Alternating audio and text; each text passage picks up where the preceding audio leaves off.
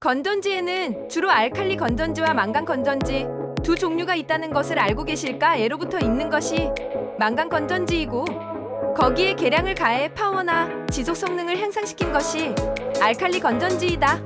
알칼리 건전지는 망간 건전지에 비해 2배 이상 오래 지속되며 저장할 수 있는 기간도 길다. 알칼리 건전지는 양극에 사용되는 이산화망간, 음극에 사용되는 아연과 같은 재료를 늘리거나 양극을 연결하는 전해질의 알칼리성, 수산화칼륨을 사용함으로써 망간 건전지보다 성능을 높이고 있다. 때문에 얼마 전까지만 해도 망간 건전지보다 비싼 가격에 판매됐다.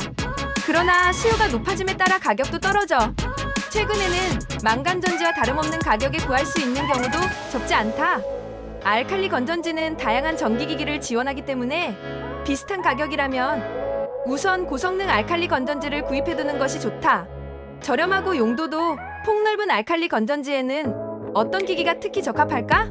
알칼리 건전지는 안정적인 전력을 연속적으로 만들어낼 수 있어 큰 전류가 필요한 기기부터 작은 전류로 움직이는 기기까지 폭넓은 용도로 사용할 수 있는 것이 특징이다. 특히 추천 용도는 면도기나 미용기기, 기카, 무선 조종기, 휴대라디오, 음악 플레이어 등 비교적 장시간 사용이 필요한 기기다. 연속적으로 사용해도 파워풀하게 전력을 계속 공급해 전지가 떨어질 염려도 적다. 만약 상기와 같은 기기에 파워가 떨어지는 망간 건전지를 사용해버리면 올바르게 동작하지 않는다? 바로 전지가 떨어져 버리는 등의 단점이 생길 수 있다.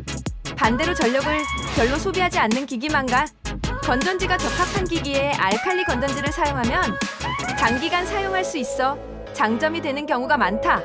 그러나 망간 건전지를 지정하고 있는 전기기기에 알칼리 건전지를 사용해버리면 과방전이 되어 액누출이나 파손으로 이어지기도 한다.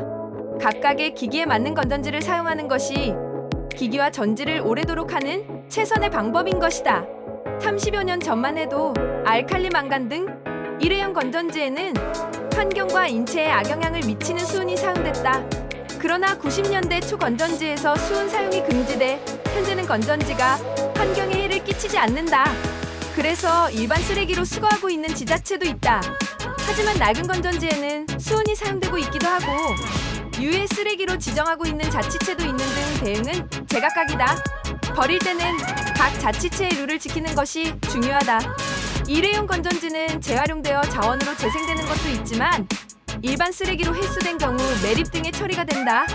환경에 해롭지는 않지만 가슴 아픈 얘기다. 환경면에서 생각하면 충전식 전지도 도입해보는 등의 행동이 에코로 연결될 것이다.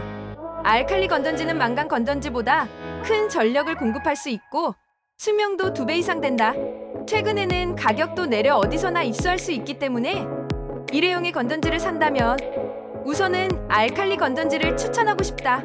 게다가 텔레비전, 리모컨이나 시계 등 저전력으로 움직이는 기기에는 망간 건전지와 같이 구분해 사용함으로써 보다 경제적으로 사용할 수 있을 것이다.